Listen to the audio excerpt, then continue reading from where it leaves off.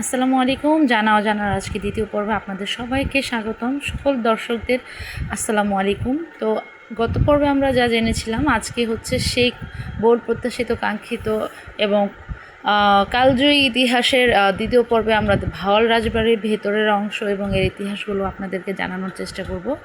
এবং আপনারা তো পূর্বেই দেখেছেন যে এটি হচ্ছে ভাওয়াল রাজবাড়ির সদর দরজা, যিনি কিনা আমাদের ভাওয়াল রাজা, যার রাজা বলতে যে মেজকুমার ছিলেন ধর্মেন্দ্র নারায়ণ চৌধুরী, ওনার যে কালজয়ী ইতিহাস এবং উনি যে সন্ন্যাসী হয়েছিলেন এবং কেন সন্ন্যাসী হয়েছিলেন, কেন ঘর ত্যাগ করেছিলেন, এই সব কিছুই আজকে থাকছে এই পর্বে। তো সাথেই থাকবেন। এবং সবচেয়ে জরুরি বিষয় হচ্ছে এটা যে আজকে আপনারা জানতে পারবেন যে কেন তিনি স্ত্রী দ্বারা প্রতারিত হয়েছিলেন।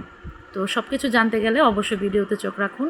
তো বর্তমানে এটি হচ্ছে জেলা প্রশাসকের কার্যালয় এবং এটি খুব জেলা প্রশাসকের গাজীপুর জেলার যত প্রকারের আপনার প্রশাসনিক কার্যক্রম আছে এখানে পরিচালিত করা হয়। তো আমরা ভেতরের দিকে যাচ্ছি এবং যেতে যেতে আমাদের চোখে পড়ছে যে এখানে বেশ কিছু প্রাচীন গাছ রয়েছে, যেসব গাছ এখনও মাথা উঁচু করে সগর্বে দাঁড়িয়ে রয়েছে, তাদের নিজস্ব অস্তিত্ব বহন করছে এবং জানান দিচ্ছে সেই কালজয়ী ইতিহাসের পূর্ব লোককথা। এবং যদি আমরা আরও গভীরভাবে চিন্তা করি যে এই অমীমাংসিত ঘটনাটি এখনও পর্যন্ত তাদের সত্য সাক্ষী হয়ে দাঁড়িয়ে আছে এই প্রাচীন গাছগুলো।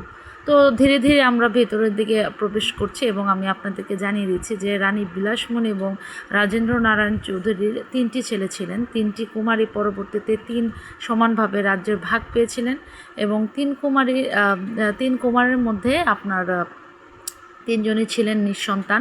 3জন রানী ছিলেন। বড়জন যে ধর্মেন্দ্র নারায়ণ চৌধুরী, ওনার স্ত্রী সূর্যবালাও নিঃসন্তান ছিলেন। এবং ধর্মেন্দ্র নারায়ণ চৌধুরী, যিনি কিনা সন্ন্যাসী হিসাবে এবং মেজকুমার হিসেবে পরিচিত, উনি একমাত্র ওনার স্ত্রী ছিলেন বিবাবতী এবং উনিও কিন্তু নিঃসন্তান ছিলেন। এবং পরবর্তীতে যে ছোট কুমার উনিও কিন্তু আপনার নিঃসন্তান ছিলেন। ওনার নাম হচ্ছে রবীন্দ্র নারায়ণ চৌধুরী এবং ওনার স্ত্রী আনন্দ কুমারী রায়। তো এখন আমরা দেখুন এই যে ভিতরের দিকে প্রবেশ করব, এই যে এটা হচ্ছে সদর দরজা এবং সদর দরজা দিয়ে ভিতরে প্রবেশ করতেই দেখা যায় সেই ভাওয়াল রাজবাড়ির যে প্রাচীন কাঠের তৈরি শক্তপুষ্ট মোটা এই যেই দরজা, এই যে আমি ভিতরে প্রবেশ করছি এবং খুব চমকপ্রদ একটি জিনিস, সেটি হচ্ছে তখনকার সময়কার কাঠের সিঁড়ি। যদিও এটি এখন বেশ কিন্তু সংস্কার করা হয়েছে কিছু, কিন্তু সেই কাঠের সিঁড়িগুলো কিন্তু তেমনই আছে। এই যে আপনাদের এখন যেটা দেখতে পাচ্ছেন এটি হচ্ছে সেই জায়গা যেখানে আপনার অন্দরমহলে যেখানে নৃত্য পরিবেশন করতেন, মাঝে মাঝে যে নৃত্যের আয়োজন করা হতো, জলসার আয়োজন করা হতো, এটাই হচ্ছে সেই জায়গা। এখানে রাজাদের মনোরঞ্জন করার জন্য নানান ধরনের নৃত্যের পরিবেশনা করা হতো এবং এখানে রাজারা তাদের বিলাসময় জীবন, আনন্দ মুহূর্ত এবং তাদের যেই কোয়ালিটি টাইম যেটাকে বলে এটা এখানে কাটাতেন। এটা হচ্ছে সেই নাট্যমন্দির এবং এই নাট্যমন্দিরে কিন্তু কুমারদের জন্য বিভিন্ন ধরনের জলসার আয়োজন করা হতো। দেখুন এই যে এটা কিন্তু পরবর্তীতেও সংস্কার করা হয়েছে এবং যিনি সংস্কার করেছেন তার নাম অনুসারে এর নাম কিন্তু এখানে দেওয়া হয়েছে। যে এই জায়গাটি ছিল, এটা হচ্ছে সেন্টার। এইটার আশেপাশে যে দেখছেন আপনারা, এখান দিয়ে হচ্ছে রানী আর যেই রানী থাকতেন এবং রানীর সাথে যারা দাসদাসীরা থাকতেন, রাজবাড়ির যেসব লোকজন থাকতেন, তারা এই সব বিল্ডিংয়ে এবং এইসব ঘরের মধ্যেই থাকতেন। আমরা একটু ভিতরের দিকে যে আপনাদের দেখানোর চেষ্টা করছি যে দেখুন এই যে রুমগুলো কিন্তু তালাবদ্ধ অবস্থায় আছে এবং এখানে কিছু রুম আছে যেগুলো একদম সিলগালা করা দেওয়া আছে। তো এই সিলগালা রুমগুলোর মধ্যে বিশেষ কিছু যেমন এই রুমটার কথা আমি আপনাদের দেখাচ্ছি যে এই রুমটার ভিতরে কিন্তু অনেক বিশেষ কিছু ছিল যেটা আমি আপনাদের দেখাতে পারছি না। এটা কিন্তু ভালো মতনই সিলগালা করা এবং আমি যতটুকু জানি যে এখানে বেশ কিছু রুম রয়েছে এরকম, যেগুলোর মধ্যে কিন্তু রাজা তার প্রজাদের যারা অন্যায় করতেন এবং যাদেরকে তিনি ধরে নিয়ে আসতেন, শাস্তি দিতেন, নির্যাতন করতেন এবং ভয়ঙ্কর শাস্তি প্রজাদের পেতে হতো, সেই সব রুমও কিন্তু এটার ভিতরে আছে। তো এই যে ভবনগুলো দেখছেন এগুলো কিন্তু এখন প্রশাসনিক কাজেই ব্যবহার করা হয়। তো আমরা হাঁটতে হাঁটতে চলে গেলাম যেখানে কোর্ট কাচারির করা হয় আপনার এখানে দেখুন বেঞ্চগুলো, যে এই বেঞ্চে কিন্তু সকল উকিল, গাজীপুর জেলার যত উকিল আছে ওনারা কিন্তু এখানেই বসেন। এবং এই যে আমরা হাঁটতে হাঁটতে চলে যাচ্ছি সামনের দিকে। এটা হচ্ছে ব্যস্ততম গাজীপুর কোর্ট, এটাকে বলে গাজীপুর আইন কোর্ট। এখানে সমস্ত ব্যস্ত তারময় রাস্তা বলা যেতে পারে এটাকে, কারণ এখানে সবসময় কিন্তু প্রচুর মানুষ থাকে এবং এখানে কিন্তু সকল প্রকার আইনি আদালতের যত কার্যক্রম আছে, যত উকিল আছে, মুক্তার আছে, হাকিম আছে, আপনি এখানেই পেয়ে যাবেন। তো এই যে দেখতে পাচ্ছেন এইসব ভবন কিন্তু এই রাজবাড়িরই অংশ। এবং এটা যে রাস্তাটা, এটা হচ্ছে আপনার অপোজিটের রাস্তা। এটা আমি পরবর্তীতে আপনাদেরকে দেখাবো। তো আমি ভিতর দিকে হেঁটে আজকে যাচ্ছি। দেখুন এটা কত সুবিশাল এবং সম্প্রসারিত একটি রাজবাড়ি। এবং এই রাজবাড়ি কিন্তু প্রথমে কিন্তু এটা রাজা কিন্তু পরে হয়েছেন। প্রথমে কিন্তু এটা জমিদার বাড়ি ছিলেন, ভাওয়াল জমিদার বাড়ি। এবং ভাওয়াল জমিদারি থেকে যখন রাজা নামে তাকে উপাধি দেওয়া হয়েছিল, আপনার ধর্মেন্দ্র নারায়ণ চৌধুরীর বাবা, ওনাকে কিন্তু আপনার রাজা হিসাবে উপাধি দেওয়া হয়েছিল। এবং তারপর থেকে কিন্তু তারা রাজা হিসাবে, এবং রাজ্য এটা কিন্তু রাজবাড়ি হিসেবেই পরিচিত। প্রথমে কিন্তু এটা রাজা ছিলেন না, তারা ছিলেন জমিদার, অনেক বড় জমিদার ছিলেন। এটা জমিদারি থেকে তারা রাজা যে রাজত্ব, এগুলা তারা পদবিভূষণ পরে পেয়েছেন। তো এই যে দেখুন এটা হচ্ছে এটার আরেকটি অংশ। এটা হচ্ছে আপনার রানীরা যেখানে থাকতেন, সামনে তো ওইটা রাজারা থাকতেন, এবং রানী ধর্মেন্দ্র নারায়ণ চৌধুরী এবং রানী বিভাবতী যেদিকে থাকতেন, আমরা সেদিকেই যাচ্ছি। দেখুন এটা হচ্ছে প্রবেশদ্বার, আমি ভেতরে ঢুকছি। বর্তমানে এটি জনপ্রিয় যেই কোর্ট কাছারির যত প্রকার কার্যক্রম আছে সেগুলোই এখানে পরিচালনা করা হয়। খুবই ব্যস্ততম একটি জনবহুল জায়গা হিসাবে এখন কিন্তু বর্তমানে এটি ব্যবহৃত হচ্ছে। দেখুন আমি প্রবেশ করছি, এই যে ছোট ছোট কামরা যাই দেখছেন, এগুলো কিন্তু রাজবাড়ির মানুষেরাই কিন্তু এগুলো ব্যবহার করত। আমি সিঁড়ি দিয়ে উপরে উঠে যাচ্ছি, এবং প্রচুর সংস্কারের প্রয়োজন ছিল, এত মানুষ এবং আশেপাশে দেখুন প্রচুর ময়লা আবর্জনা। এগুলো কিন্তু একটু সংস্কার করলে এটাকে ঐতিহ্যের, ইতিহাসের সর্বোত্তম একটি পর্যটন বলুন আর সর্বোত্তম একটি ইতিহাসবহুল জায়গায় বলুন, ঐতিহ্য বলুন, সেটাকে সংস্কার করা যেত, আরও সুন্দর করে তুলে ধরা যেত। তো যে কাঠের দরজা এবং কাঠের রেলিং, এগুলোই হচ্ছে আসলে দেখার মতো একটা। এগুলো কিন্তু সবই কাঠের রেলিং যা দেখতে পাচ্ছেন, এগুলো কিন্তু খুবই চমকপ্রদ একটি জিনিস।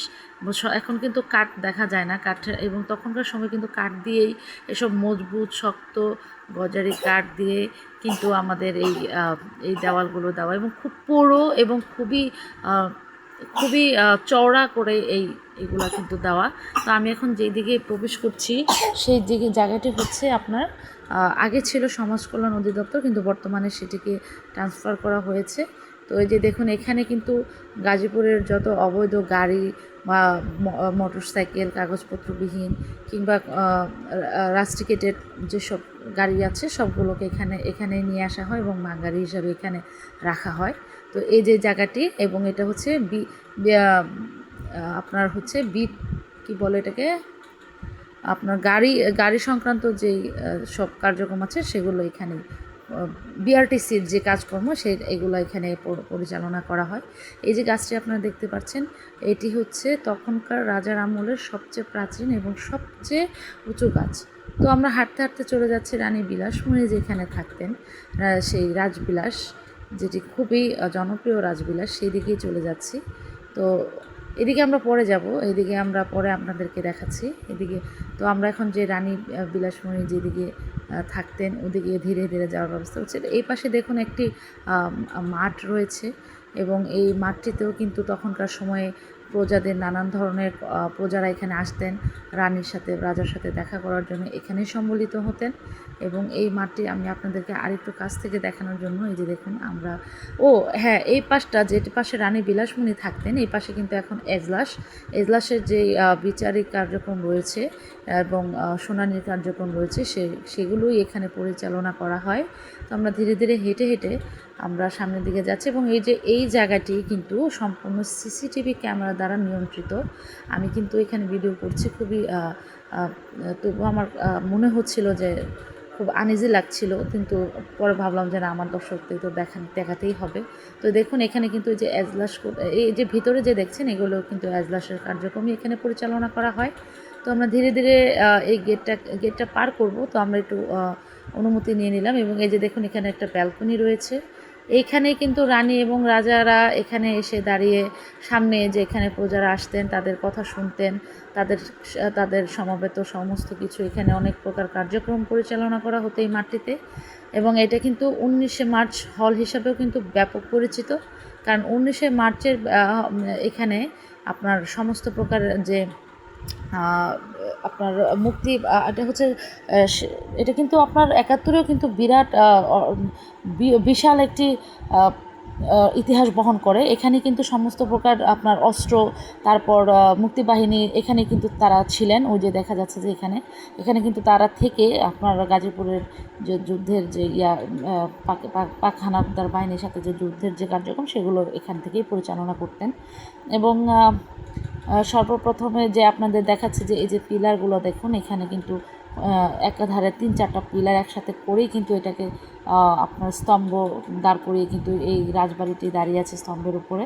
তো আমরা ধীরে ধীরে কিন্তু রানীর বিলাসমণির যে সেটা যে রুম বাড়িটা ঘরটা সেদিকে যাচ্ছি, যে আমার ছেলে দেখাই দিচ্ছে যে ওইদিকে আম্মু যে চলেন। তো আমি যে যাচ্ছি দেখেন, এই যে হেঁটে হেঁটে এখন কিন্তু এখানে আপনার যে প্রশাসকের যত কার্যক্রম আছে, এখানে যে সিটিজেনশিপের যে কার্যক্রম আছে সেগুলো এখানে পরিচালনা করা হয়। এই যে রুমগুলো, এই যে রুমটা এই পাশে যে দেখালাম, ওখানে যাওয়া নিষেধ, তবুও চেষ্টা করবো ওদিকে আপনাকে দেখানোর জন্য। কিন্তু রানী বিলাসমণি যে বিলাসে উনি সময় পার করতেন, সময় কাটাতেন, এইটাই হচ্ছে সেই বহুল কাঙ্ক্ষিত সেই বারান্দা, যেটি রানী বিলাসমণি এবং পরে রানী বিভাবতী এই জায়গাতেই কিন্তু ওনারা তাদের সময় কাটিয়েছেন, বা ফ্রি সময় যেগুলো সময়গুলো যেই আপনার আমরা যে বলি যে আমাদের যে ফ্রি টাইম, সেই ফ্রি টাইমের যে সময়গুলো তারা এখানে বসে সেই জায়গা যেখান থেকে আপনার মানে এখন তো এটাকে লোহা দিয়ে আপনার যে জাল সিস্টেম করা হয়েছে, কিন্তু এটা আগের এই জায়গা থেকে যে ওখানে সামনে যে দেখা যাচ্ছে যে এখান থেকেই কিন্তু রানী বিভাবতী সেই মানে আশুতোষ গুপ্ত ডাক্তারের সাথে ভাব বিনিময় করতেন। এখানে উনি এসে যখন দাঁড়াতেন তখন আশুতোষ গুপ্ত ডাক্তার ওইখান থেকেই তাকে অবলোকন করতেন, তাকে দেখতেন। তো এখানে তিনি দীর্ঘ সময় পার করেছেন, দীর্ঘ সময় কাটিয়েছেন। এখানকার যে যে পিলারগুলো দেখতে পাচ্ছেন, সেই পিলারগুলো কিন্তু দেখছেন যে কত সুসজ্জিত এবং কত সুন্দর করে এগুলোকে সংরক্ষণ করা হয়েছে। এখানে আমরা একটু কিছুক্ষণ বলবো। এবং এই জায়গায় যে প্রচুর বাতাস এবং যে একটা ভালো লাগা কাজ করছে। উপরে দেখুন, উপরে কি সুন্দর ইন্টেরিয়াল, এবং এখনকার সময়কার যে ইন্টেরিয়াল এগুলোর মধ্যে কিন্তু একদমই ফেল। এই যে পথটা, এই পথ দিয়েই কিন্তু রানী এবং রাজা এখান দিয়েই প্রবেশ করতেন, বের হতেন। এটা ছিল ধর্মেন্দ্র নারায়ণ চৌধুরীর এই রাজ্য অংশ এবং কুমারের অংশ, এবং উনি কিন্তু এই পাশে এই রুমগুলোতে থাকতেন। আমি একটু এদিকে কিন্তু যাওয়া নিষেধ, তবুও আমি চেষ্টা করছি আপনাদেরকে দেখানোর জন্য যে দেখুন এই রুমগুলোতেই কিন্তু উনি থাকতেন। এবং খুব ধীরে ধীরে আমরা এখানে প্রবেশ করার চেষ্টা করছি। এই যে এখন এখানে অফিসিয়াল কার্যক্রম পরিচালনা করা হয় এবং খুবই চমৎকার। আমি তো কি বলবো আপনাদেরকে, দেখতেই পাচ্ছেন আপনারা। এবং আমি আবারও চলে যাচ্ছি এইখান থেকে, কারণ এখানে যেহেতু পরবর্তীতে যদি কোনো প্রবলেম হয়, যদি ওনারা কিছু বলে, যে দেখুন সিসিটিভি দ্বারা নিয়ন্ত্রিত, এখানে লেখা আছে। তো আমি আরও বেশ কিছুক্ষণ এখানে বসবো এবং আপনাদের দেখাই যে ওরা কি মজা, মানে ওরা কিন্তু খুবই মজা করছে, ওরা খুব আনন্দ পাচ্ছে, কারণ তাদের এই ইতিহাস আসলে সত্যিই খুব চমৎকার। এই যে আপনারা দেখতে পাচ্ছেন, এগুলো কিন্তু সব সাপের মাথা আর কি। তো এগুলো হচ্ছে আপনার একটা চিহ্ন যে ভাওয়াল রাজারা কিন্তু এবং তাদের সাপের যে এই ভাওয়াল রাজ্যের বাড়ি খুব কত বিশাল এবং কত সম্প্রসারিত, এবং এখানকার যে ইতিহাস সেটা মন ছুঁয়ে যাওয়ার মতো। এত মনোরম পরিবেশ, এত সুন্দর, যেটা অভূতপূর্ণ, একদম ভাষা প্রকাশ করার মতো। অনেক সুন্দর, অনেক সুন্দর। তোমার কেমন লাগছে এখানে এসে? এই যে ভাওয়াল জমিদার বাড়ি তুমি আসছো, এবং এই ভাওয়াল জমিদারের ভাওয়াল রাজার যে সন্ন্যাসী রাজা যে মেজো কুমার, তার ঘটনা কি তোমার সব জানা আছে? তাহলে তোমাদের যদি জানা না থাকে তাহলে কি করতে হবে, অবশ্যই আমাদের এই ভিডিওটা কি করতে হবে, প্রথম থেকে শেষ পর্যন্ত দেখতে হবে। তোমার কেমন লাগছে এখানে এসে? তোমার কেমন লাগছে এখানে এসে? কেমন লাগছে বলো? ভালো। ভালো।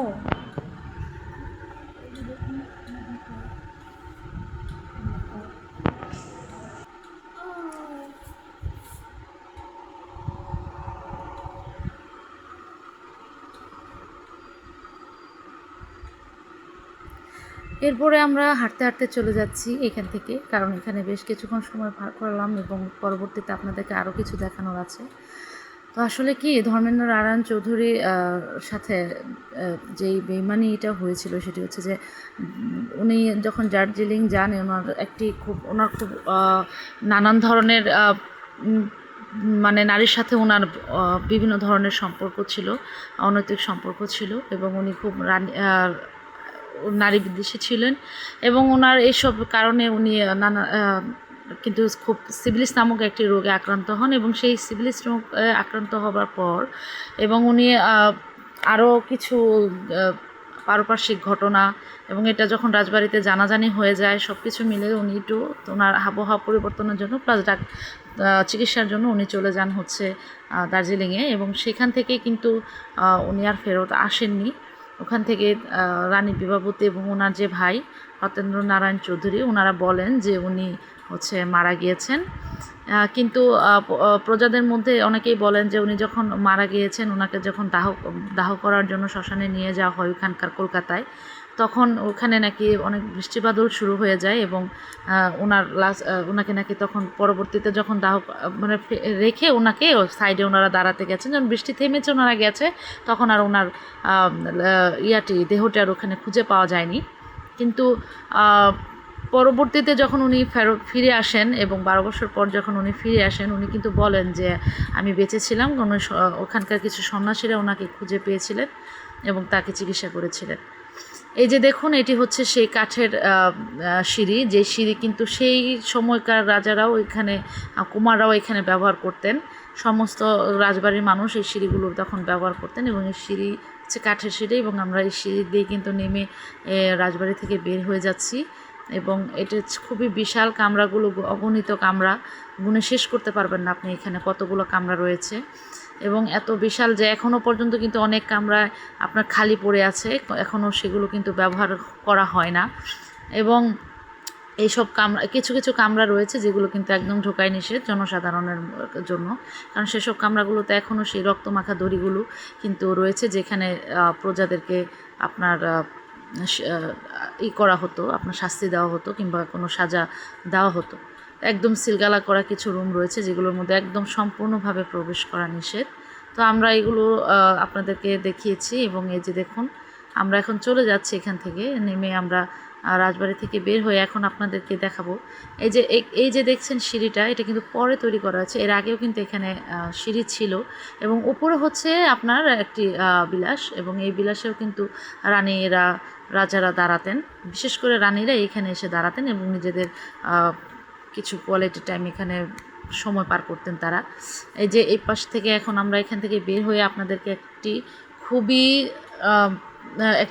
মানে সবচেয়ে বিশেষ এবং চমকপ্রদ একটি জায়গায় নিয়ে যাব, যেটি হচ্ছে এই ভাওয়াল রাজবাড়ির রাজাদের হচ্ছে পারিবারিক শ্মশান আপনাদেরকে নিয়ে যাব এখন। এই যে আমরা রাস্তা দিয়ে বের হয়ে যাব এখন, আমরা যে পথ দিয়ে যাব সেই পথটা হচ্ছে, এটা হচ্ছে মেন গেট, সদর দরজা, এবং আমরা যে দরজাটা, আরেকটি দরজা আছে সেটা হচ্ছে ওই পাশ দিয়ে, এখন আমরা আপনাদের যাওয়ার সময় সেটা দেখাবো। এবং এই পাশেও দেখুন, এই যে গাছটি দেখুন কি লম্বা, কি বিশাল, দেখতে পাচ্ছেন যে এদিকে কিন্তু বেশ কিছু এরকম মানে প্রাচীন এবং খুবই লম্বা। দেখুন এই যে আমি গাছগুলো দেখাচ্ছি, হয়তো বা আপনারা বুঝতে পারছেন কি না, একবার হলেও আপনাদের আসা উচিত এবং এই ইতিহাস বহুল জায়গাটি ঘুরে দেখা উচিত। তো আমরা বের হয়ে এখন শ্মশানের দিকে যাব। এবং আরেকটি কথা বলে আপনাদেরকে, যে যখন রাজাকে ফিরে আসেন উনি, তখন প্রজারা সহ ওনার যে বোনেরা আছেন এবং ওনার দাদি ওনাকে মেজকুমার হিসাবে চিনলেও এবং স্বীকৃতি দিলেও তাকে কিন্তু রানী বিভাবতী এবং তার ভাই এবং সেই ডাক্তার যে আশুতোষ গুপ্ত ওনারা কিন্তু সবসময় অস্বীকার করে গেছেন যে ইনি হচ্ছে ভণ্ড সন্ন্যাসী, ইনি কিন্তু সেই রাজা নন কিংবা রাজকুমার নন। তো প্রজারা তখন এক বাক্যেই বলেছিলেন যে না, আমরা ওনাকেই আমাদের মেজকুমার হিসাবে এক বাক্যে মেনে নিলাম। কারণ ওনাকে জিজ্ঞাসা করা হয়েছিল যে আপনার বাবার নাম কি, উনি বলেছিলেন রাজেন্দ্র নারায়ণ চৌধুরী এবং আপনার মার নাম হচ্ছে রানী বিলাসমণি চৌধুরী। এবং যখন জিজ্ঞাসা করছিলেন আপনার ধাত্রীর নাম কি বলুন, যিনি আপনাকে লালন পালন করেছেন, তখন উনি বলেছিলেন যে আমার ধাত্রীর নাম হচ্ছে অলকা। তো এগুলো শোনার পরে কিন্তু প্রজারা জয়ধ্বনি দিয়ে ওঠেন এবং তারা এক বাক্যে স্বীকার করেন। এবং এমনই তারা প্রজা ভক্ত ছিলেন, এমনই তারা ভক্ত প্রজা ছিলেন যে তারা কিন্তু পরবর্তীতে তাদের মধ্যে একজন রানী মিয়া এরকম নামে একজন, আমি পরবর্তীতে আপনাদেরকে আরও স্পষ্টভাবে এটা জানিয়ে দেবো যে উনি কিন্তু মারাও গেছেন। ওনার যখন এখানে খুব দাঙ্গা ফেসাদ লেগে যায়, তখন ব্রিটিশ আমল থেকে কারফিউ জারি করার পরেও কিন্তু তখন এখানে যদি কোনো সাংবাদিকরা আসতেন, প্রজারা তাদেরকে মারধর করতেন এবং প্রজারা বলতেন যে আপনারা এখান থেকে চলে যান, আমরা তাকেই রাজা হিসেবে মেনে নিয়েছি। তো এই যে আমরা এখন যেই পথটা দিয়ে যাচ্ছি, এই পথেই কিন্তু আপনারা যে এই যে দেখুন, এটা হচ্ছে গাজীপুর দায়রা জজ কোর্ট। হ্যাঁ, এখানে হচ্ছে জেলা আইনজীবী সমিতি এই পাশে, এবং এখানে কিন্তু যে আপনাদের ভিতরে এই দিক থেকে আমি আপনাদেরকে দেখিয়েছি। এবং এটা হচ্ছে গাজীপুরের সবচেয়ে জেলা ও দায়রা জজ আদালত, এবং এটা হচ্ছে মেন একটা সেন্টার। এখানে কিন্তু আদালতের যত কার্যক্রম আছে সব কিছুই কিন্তু এখানে পরিচালনা করা হয়। তো সামনে যে আমরা যাচ্ছি এবং আপনাদের আরও কিছু বিশেষ জায়গা দেখাচ্ছি। এখানে আছে আপনার আনসার একাডেমি, যেটা হচ্ছে শফিপুর জায়গার গাজীপুরের একটি ব্রাঞ্চ। এই যে এটা হচ্ছে যে জেলা কমান্ড্যান্ট এর কার্যালয়, এটা হচ্ছে আনসার বাহিনীর অফিস। এখানে আনসারের সকল প্রকার, গাজীপুরে আনসারের সকল প্রকার কার্যক্রম এখান থেকে পরিচালনা করা হয়। এবং এটা হচ্ছে ফায়ার সার্ভিস। হ্যাঁ, এটা হচ্ছে ফায়ার সার্ভিস। এই যে দেখুন সিভিল ডিফেন্স, এই যে এই জায়গাটা। তো এই পথে কিন্তু বিশেষ বিশেষ যে ডিফেন্স, আমাদের গাজীপুরের যে ডিফেন্সগুলো সব এখানেই কিন্তু আপনার রয়েছে, এই রোড এই পথ ধরেই। এবং আমরা এদিকে আপনাদেরকে এখন যা দেখাচ্ছি এগুলো কিন্তু সবই ভাওয়াল স্টেটের অন্তর্গত। এগুলো কিন্তু সবই ভাওয়াল রাজ্যের রাজার অধীনে থাকা সেই সব কিছু। এখন এগুলো অনেক কিছু পরিবর্তন হয়ে গেছে, কিছুটা সংরক্ষিত, কিছুটা অসংরক্ষিত, কিন্তু এগুলো কিন্তু সবই ভাওয়াল স্টেটের জায়গা। তো আমরা এখন যাচ্ছি হচ্ছে সেই শ্মশানের দিকে।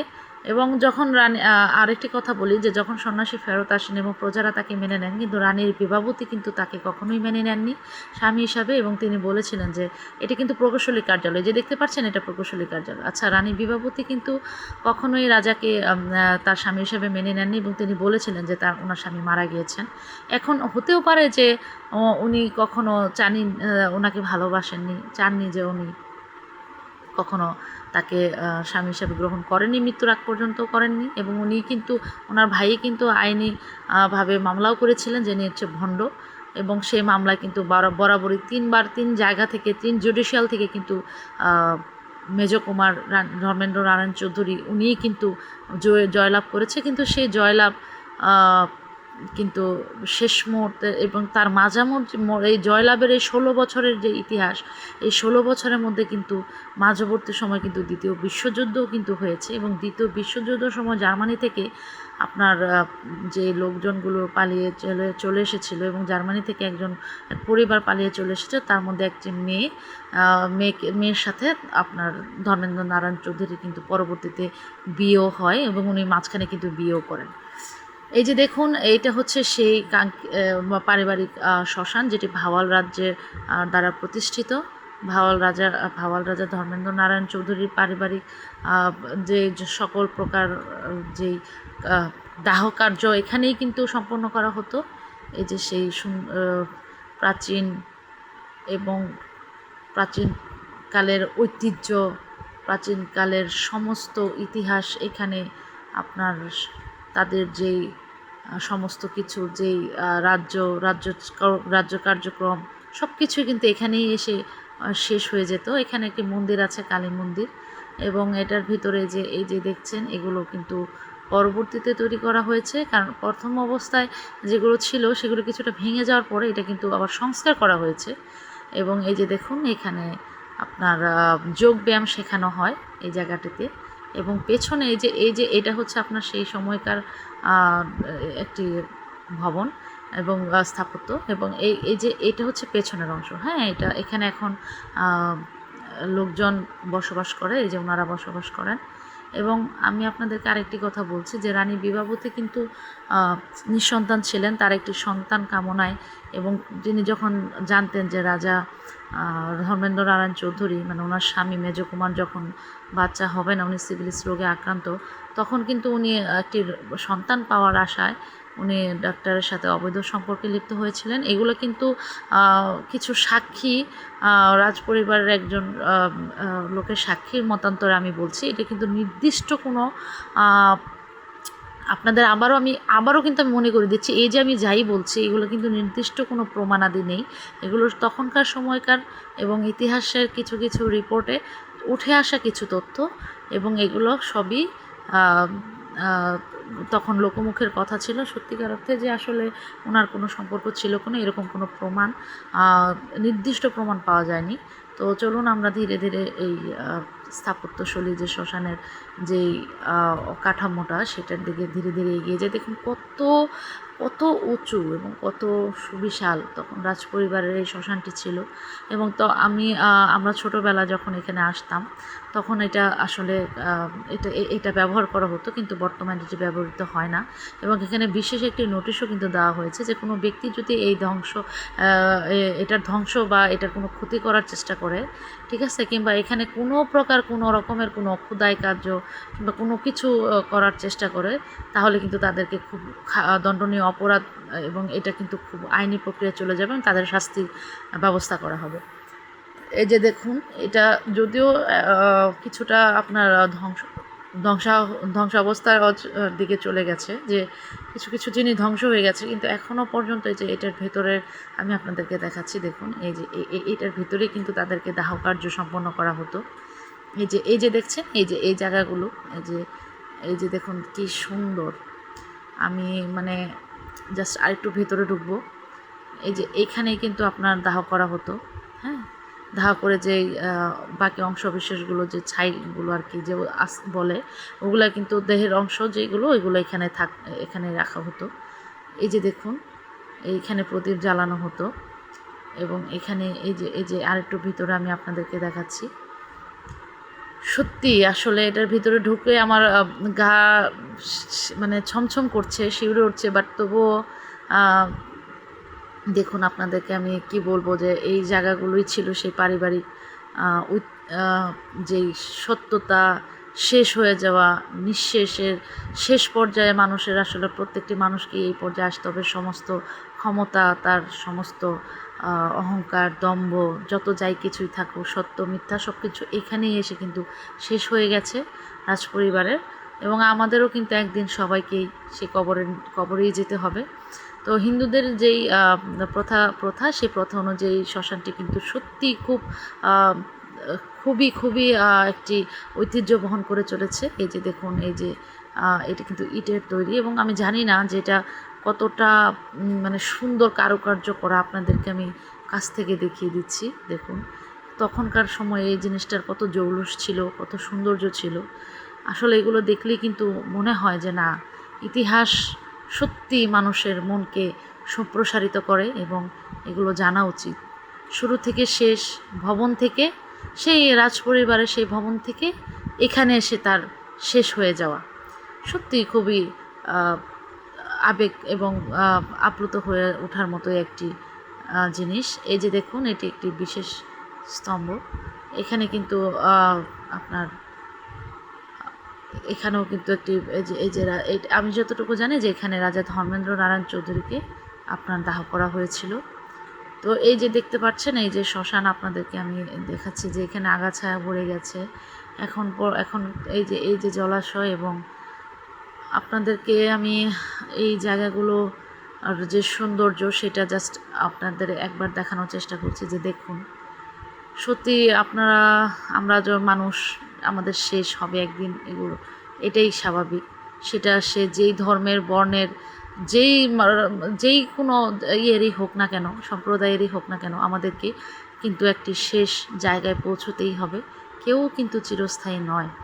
এটা এই শ্মশান এবং এই স্মৃতিসৌধ যে সামনে যে আপনাদের ওই যে স্মৃতিস্তম্ভগুলো দেখাচ্ছি, এটাই কিন্তু জানান দিচ্ছে যে সব মানুষের, সব ধর্ম, সব সম্প্রদায়ের মানুষ বলতে যা আমরা বুঝি মানুষ, আমাদের কিন্তু শেষ একদিন সবাইকেই হতে হবে।